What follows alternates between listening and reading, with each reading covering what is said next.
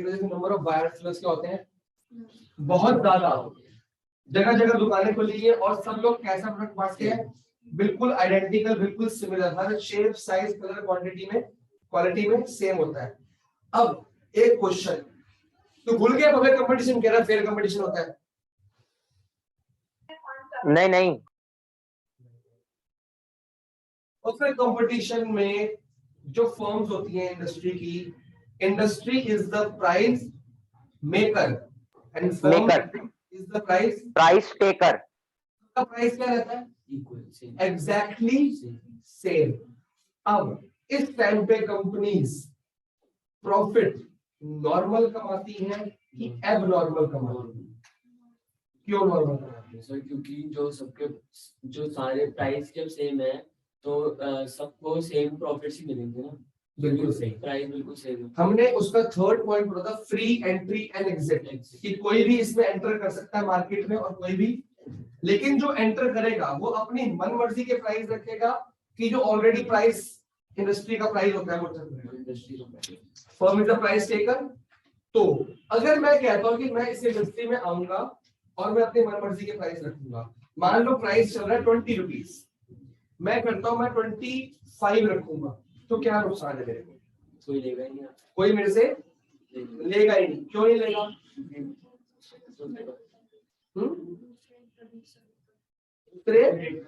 बेच रहे, ठीक है। फिर मैं अगर 21 रुपीज कर दूं तो फिर भी कोई लेगा क्योंकि वहाँ 20 रुपए का मिल रहा है।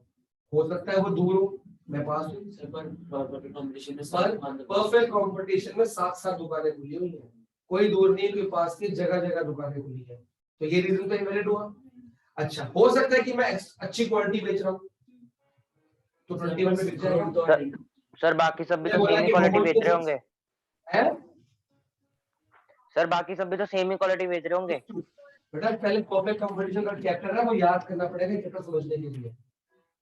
सब लोग सेम ही क्वालिटी बेच रहे होंगे तो मेरी क्वालिटी है, तो किसी भी केस में ये डोर बंद करो,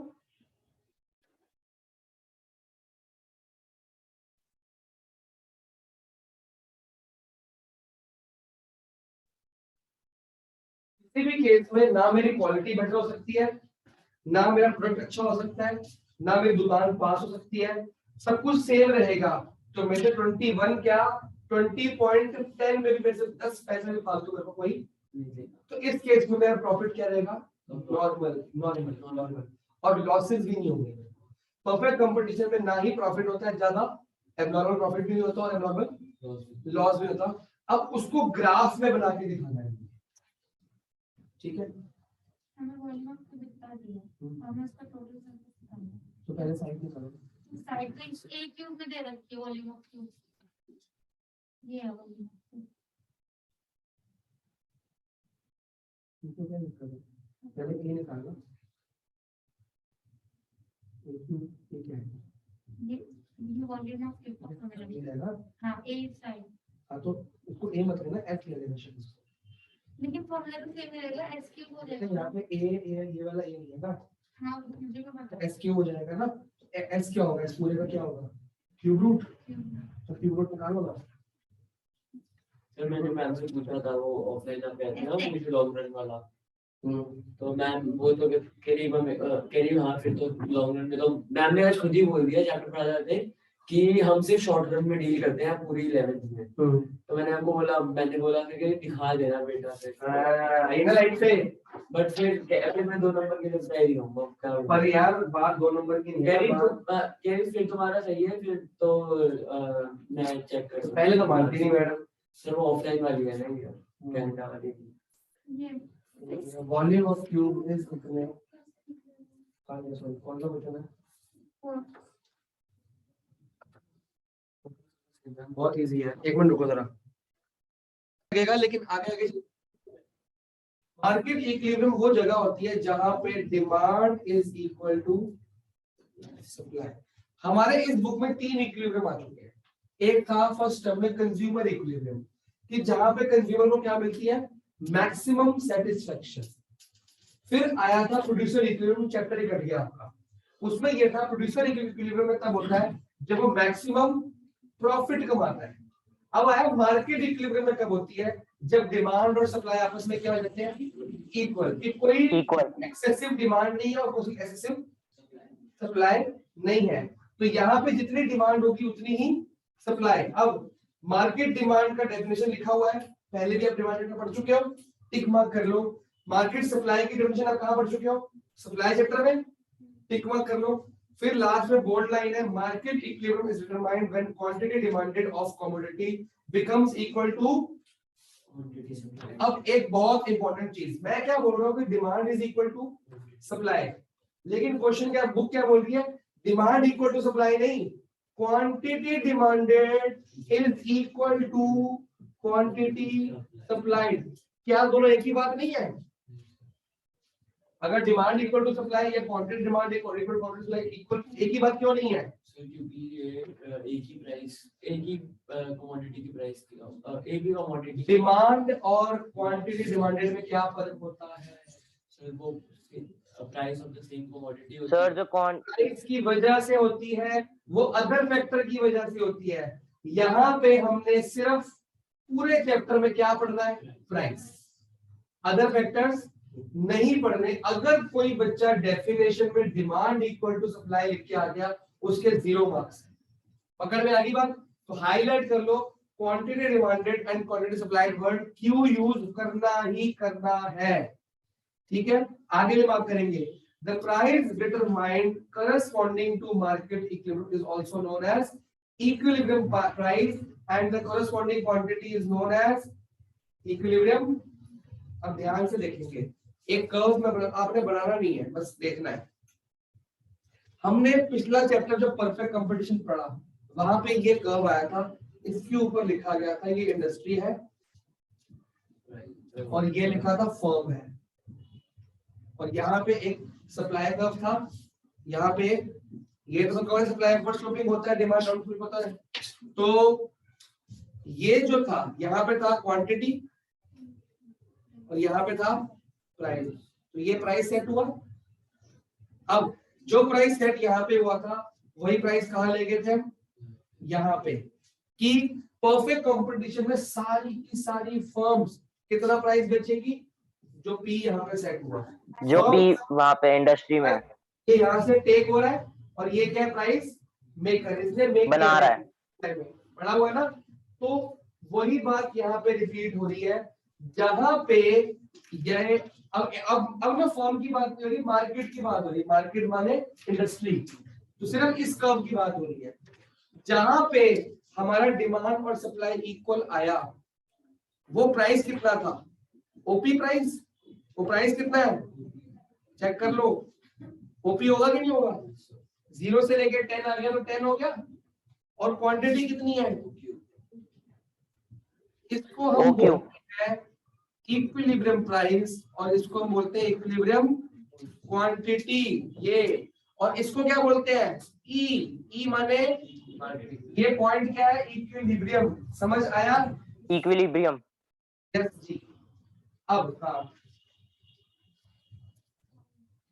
रेडियस एंड वॉल्यूम कॉलम क्या है, रेडियस वॉल्यूम क्या है, रेडियस कोण का तो मैंने कल परसों बताया था, कौन सी था आपने? the ratio of diameter of sphere to the height of cone। Ratio किसकी निकालनी है, diameter डायमीटर स्फीयर और हाइट ऑफ कोन। तो पहले जो रेशियो किसका इक्वल है, radius of cone and volume of sphere, मैंने इक्वल टू कर दिया, पाई कर दिया, बस। गलत किया तुमने।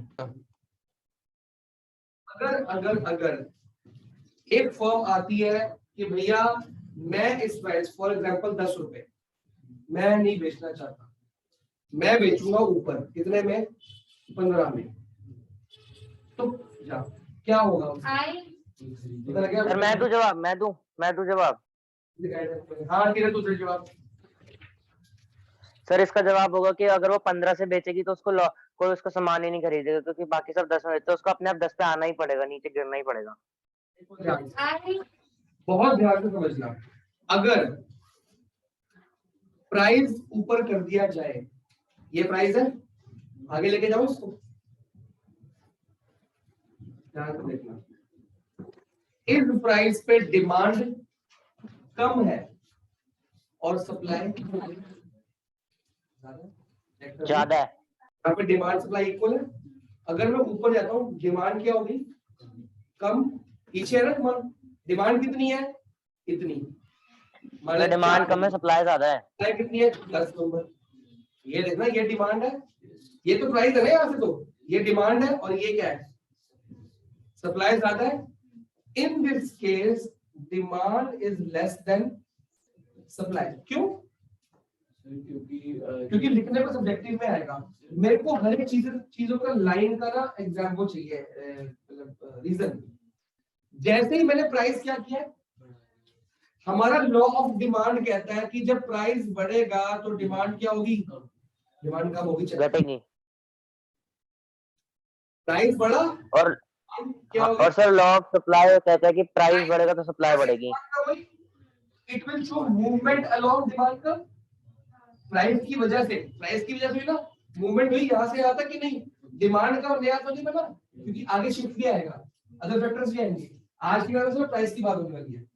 तो जैसे ही प्राइस कम बढ़ा तो डिमांड क्या होगी, कम, due to law of demand या मूवमेंट अलोंग डिमांड कर्व। इसको हम क्या बोलते हैं, कॉन्ट्रैक्शन। यहां पे होगी कॉन्ट्रैक्शन। अब जब प्राइस बढ़ता है तो सप्लाई क्या होती है, बढ़ती है, और वो मूवमेंट होती है कि शिफ्ट होती है, क्योंकि प्राइस की वजह से मूवमेंट। तो देख लो, ये भी मूवमेंट होगी, ये क्या होगी, एक्सपेंशन, ये एक्सपेंशन। इस सिचुएशन को हम पता क्या बोलते हैं, जो ट्रायंगल है पूरा, इसको हम बोलते हैं एक्सेस सप्लाई। अब इसमें होता क्या है, अगर एक्सेस सप्लाई हो जाए, ये क्या है, एक्सेस सप्लाई। अब जब सप्लाई ज्यादा है और डिमांड क्या है, कम, तो क्या होगा, सप्लाई ज्यादा क्यों है उसका भी समझना पड़ेगा, क्योंकि प्राइस बढ़ा तो हर बंदे को प्रॉफिट ज्यादा मिलना शुरू हो गया, सप्लायर्स तो सप्लाई बढ़ा देंगे।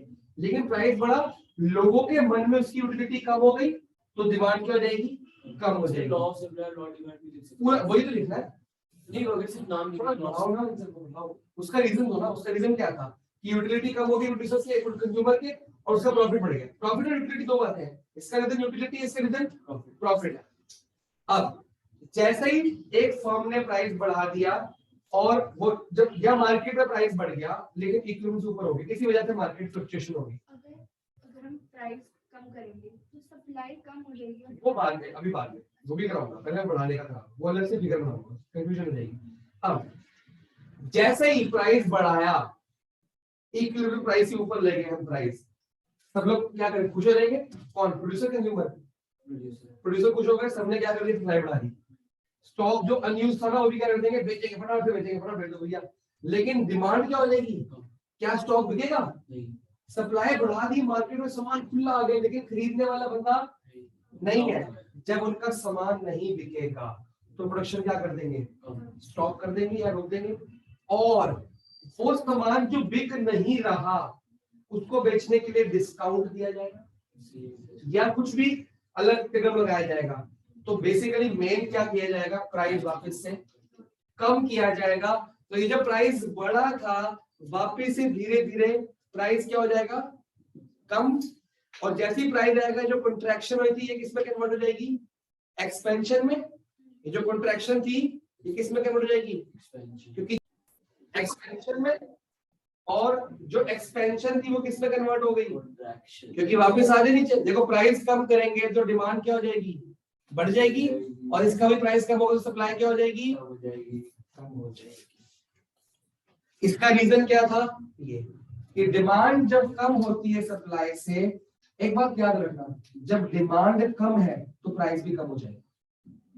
प्राइस कम है तो डिमांड बढ़ेगी, लेकिन जब डिमांड कम है तो प्राइस भी कम होता है। प्राइस की वजह से डिमांड उल्टी चलती है, लेकिन डिमांड की वजह से प्राइस सीधी चलती है। अगर डिमांड कम है तो प्राइस भी गिरेगा, और लेकिन डिमांड ज्यादा है तो प्राइस भी बढ़ेगा, क्योंकि जो डिमांड वो महंगी हो जाती है। तो प्राइस को मेन हैंडल कंज्यूमर करता है, प्रोड्यूसर नहीं करता। प्रोड्यूसर खाली प्रोवाइड करता है कि डिमांड क्या है वो प्रोवाइड करता है। डिमांड ज्यादा है तो प्राइस बढ़ेगा, डिमांड कम है तो प्राइस, और डिमांड कम करता है कंज्यूमर। ये सिचुएशन थी एक्सेस सप्लाई की। अगर एक्सेस सप्लाई होता है तो डिमांड क्या हो जाएगी, कम, और सप्लाई क्या होगा, ज्यादा। और ये जो एरिया इसको हम पता क्या बोलते हैं, इसको हम बोलते हैं एबनॉर्मल प्रॉफिट, जो मैम जरा कर्व मांग रही थी मेरा सा नेक्स्ट चैप्टर में। इसको हम क्या बोलते हैं, जैसे ही अगर प्राइस बढ़ जाए तो सप्लाई बढ़ेगी और डिमांड क्या बढ़ेगी, और बहुत सारी फर्म्स क्या करेंगी, एंटर करेंगी। सप्लाई बढ़ेगी तो फर्म्स क्या करेंगी, एंटर करेंगी। जब वो एंटर करेंगी तो कंपटीशन होगा, और जब कंपटीशन हो, क्या कह रहा है ये, कंपटीशन होगा तो प्राइस क्या होगा, गिरेगा। आपके नेक्स्ट पेज पे एक्सेस सप्लाई दिया हुआ है, पूरा का पूरा मार्क करेंगे, पूरा का पूरा। पहले एक्सेस डिमांड है ना, मैंने एक्सेस सप्लाई पहले पढ़ा दिया है, पहले सप्लाई पढ़ ले पहले। हाँ पहले वो पढ़ ढंग से, ठीक है। किरण आप भी पढ़िए, ठीक है सर। पूरा का एक्सेस सप्लाई पढ़ना है, पहले डिमांड पहले दिया लेकिन सप्लाई पहले पढ़ो। परफेक्ट कंपटीशन, प्राइस क्या कर दिया, बढ़ा दिया तो क्या होगा, तो हम बोलेंगे जी जैसे लिखा है, अगर प्राइस बढ़ा दिया हमारी डिमांड कम हो जाएगी because of law of demand, and हमारी सप्लाई बढ़ जाएगी because of law of supply. और डिटेल में जाएंगे तो इसमें यूटिलिटी कम हो जाएगी तो डिमांड कम हो जाएगी, तो प्रॉफिट बढ़ जाएगा तो डिमांड बढ़ जाएगा। This will show a contraction in demand and expansion in supply. Contraction and expansion word use करेंगे, इंक्रीज डिक्रीज वर्ड यूज नहीं होगा। उसके बाद ये तो फर्स्ट पैराग्राफ हो गया। सेकंड पैराग्राफ में लिखेंगे, जब एक्सेस सप्लाई होगा more and more firm will enter and attract towards the market. जब वो एंटर होंगे all of them will be earning abnormal profits. Consequently क्या हो जाएगा, competition arises, and when the supply is more या greater than demand, obviously producers have to reduce the prices to meet the reduced demand. तो prices down करने पड़ेंगे, reduce demand. Demand तो बढ़ाएंगे ना, डिमांड को तो बढ़ाएंगे नहीं, suppliers या producers have to reduce their prices to meet the reduced demand. Meet the reduce demand reduce है ना, उसको मीट करने के लिए वापस, तो ऑब्वियसली प्राइस अपने आप कम हो जाएगा। जो एक्सेस सप्लाई का वापस से कब तक कम होगा, जब तक ये वापस 10 रुपीज तक नहीं पहुंच जाते, मतलब इक्विलिब्रियम प्राइस तक नहीं पहुंच जाते, ऑटोमेटिकली या consequently producers and consumers will be operating at market equilibrium only, क्योंकि ये परफेक्ट कंपटीशन है। अगर प्राइस की वजह से कुछ बात आती है तो आप लोग वो प्राइस इंक्रीज में इसमें जाएंगे। अब मैं बना रहा हूं प्राइस डिक्रीज में, पिछला वाला जब प्राइस डिक्रीज होता है तो उसमें क्या होता है, एक्सेस डिमांड नहीं होती, क्या होती है उसमें, एक्सेस सप्लाई हो जाती है। सॉरी एक्सेस सप्लाई नहीं होती, एक्सेस डिमांड। आप पूछ रहे हो कि जिसकी प्राइस कम होगी तो डिमांड बढ़ेगी कम होगी, एक्सेस डिमांड। सिंपल सी बात है, खुद ट्राई करो। ये है इक्विलिब्रियम, ये रहा प्राइस, मेरी क्वांटिटी क्यू। जब प्राइस क्या हो रहा है, कम, डिमांड क्या होगी, बढ़ेगी, और सप्लाई क्या होगा, कम। समझ गए रिलेशनशिप। तो प्राइस कम कर दिया, 5 रुपए कर दिया, देख लो चेक कर लो, 5 रुपए पे मैं यहाँ पे हूँ, ये जगह पे हूँ, यहाँ पे चेक करो, ये डिमांड है और ये सप्लाई। ये सप्लाई क्या होगी, कम, और डिमांड की सप्लाई, और ये क्या है, डिमांड। तो obviously demand is more than, इसको हम क्या बोलेंगे, एक्सेस डिमांड। जब डिमांड इतनी ज्यादा है लेकिन सप्लाई क्या है, कम, सप्लाई कम है तो धीरे धीरे सप्लाई को क्या करना पड़ेगा, बढ़ाना पड़ेगा। और डिमांड जब कम है और सप्लाई ज्यादा, सॉरी डिमांड जब ज्यादा है और सप्लाई क्या कम, तो महंगाई क्या होगी, बढ़ेगी। डिमांड ज्यादा ना बढ़ेगी, सीधे महंगी हो जाएगी, उससे ऑटोमेटिकली प्राइस क्या हो जाएगा, बढ़ जाएगा। और कई फर्म्स एंटर करेंगी उस सप्लाई को पूरा करने के लिए, अपना प्रोडक्शन बढ़ाएंगी, तो उसकी फर्म्स तो एग्जिट करेंगी ना, क्योंकि प्राइस हाँ वो देंगे सर, प्राइस कम होगा तो फर्म तो एग्जिट करेंगे। हाँ फर्म तो एग्जिट कर देंगी, लेकिन जो फर्म्स है उनको अपनी सप्लाई बढ़ाने के लिए कुछ ओवर टाइम वगैरह लगाना पड़ेगा। बेसिकली प्राइस जब क्या करेंगे दोबारा से, हाँ जब सप्लाई कम है और डिमांड ज्यादा है तो महंगाई क्या होगी, बढ़ेगी। जैसे प्राइस बढ़ने शुरू होंगे, प्राइस क्या हो रहा है, बढ़ रहा है वापस से, पहले फॉल हुआ था, अब क्या हो रहा है, बढ़ रहा है, जब ये प्राइस बढ़ना शुरू हो जाएगा, जो डिमांड सप्लाई कम हुई थी वापस से ऊपर आ जाएगी। जब प्राइस बढ़ेगा तो सप्लाई क्या होगी, सप्लाई बढ़ गई और फिर डिमांड क्या हो जाएगी, देख लो डिमांड कम होनी शुरू होगी और वापस से कहां पे मीट करेंगे, इस सिचुएशन को बोलते हैं एक्सेस डिमांड। अब आपसे क्वेश्चन है, क्या परफेक्ट कंपटीशन में एक्सेस डिमांड या एक्सेस सप्लाई होता है, इमर्ज करता है? नहीं करता। यही सिखाया गया इससे कि जैसे ही मैं एक्सेस सप्लाई पे पहुंचा वापस मेरे को आना ही पड़ेगा, गिरूंगा मैं नीचे। क्यों? क्योंकि उसकी वजह से ये हो गया, अब ये एक्सेस डिमांड था इसकी वजह से ये हो गया और उसमें एक्सेस सप्लाई की वजह से प्राइसेस गिरेंगे, जब गिरेंगे तो डिमांड बढ़ेगी और सप्लाई कम होगी। तो परफेक्ट कंपटीशन में फ्री एंट्री एंड एग्जिट की वजह से और law of demand and law of supply, तीन रीजन हो गए, free entry exit, law of demand, law of supply की वजह से हम हमेशा कहां पे रहते हैं, इक्विलिब्रियम प्राइस में, ना आगे जाते हैं ना पीछे जाते हैं। जो आपको पेज पे कर्व करवाया था वो एक ही कर्व के अंदर एक्सेस डिमांड एक्सेस सप्लाई बढ़ा दिखाना है, क्या दिखाना, ये वो है। और दिखा रहा कान पढ़ने को बोल रहा हूँ, एक्सेस डिमांड पूरा का पूरा पढ़ेंगे, पूरा का पूरा मतलब पूरा का पूरा। एक एक चीज देखो, एक बात सुनो, जब एक्सेस डिमांड का फर्स्ट पॉइंट आए, खाली फर्स्ट पॉइंट पढ़ो पहले।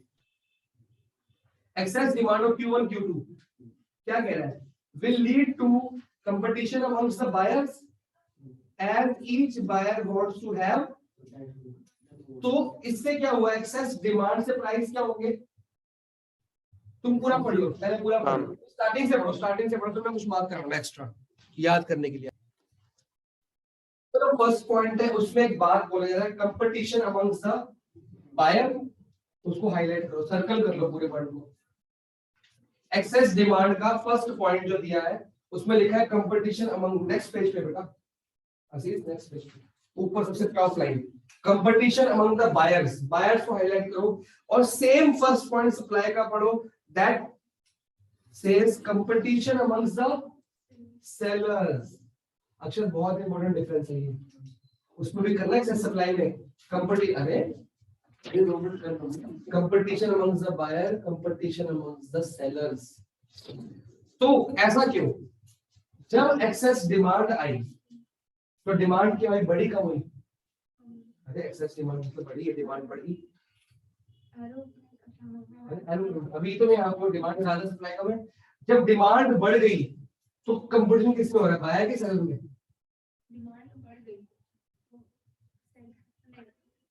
डिमांड में करता है बायर की, तो कंपटीशन किसमें आ रहा है, बायर में। डिमांड बढ़ गई मतलब सबको वही चीज चाहिए, तो कंपटीशन किसमें है, बायर में। अब बायर कहता है मेरे को चाहिए मेरे को चाहिए मेरे को चाहिए, लेकिन सप्लाई क्या है, चेक करो सप्लाई क्या है, कम है, तो बायर्स में कंपटीशन है, सप्लायर्स में नहीं है, वो तो बना रहे हैं।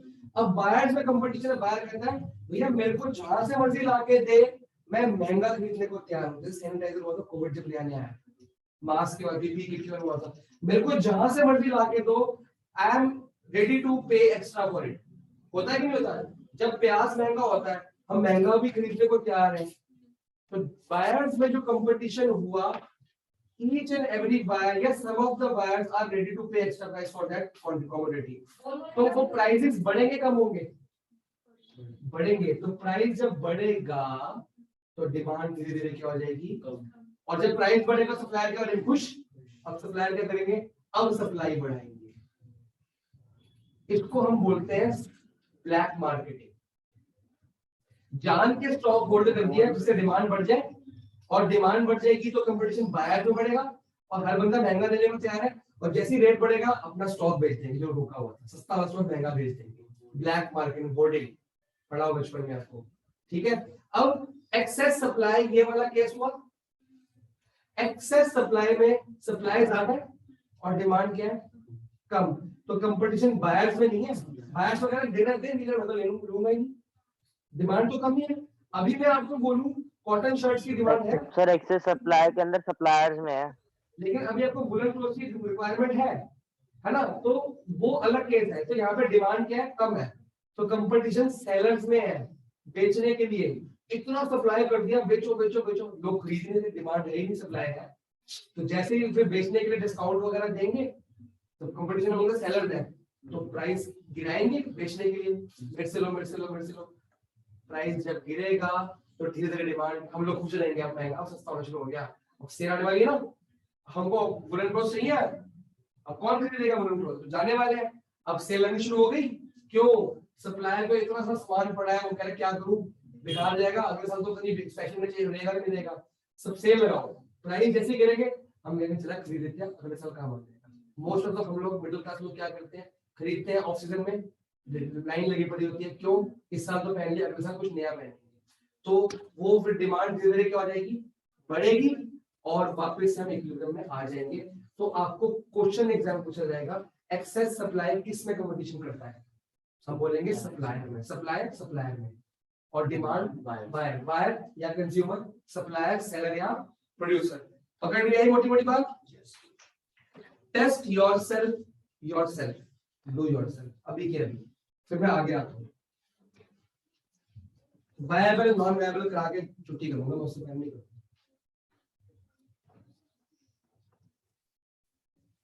मैडम मंडे मम्मी के स्पेयर कर दिए, हाँ? मम्मी के स्पेयर कर दिए 500 रुपए। नहीं, मम्मी को देने, मम्मी से लेने हैं।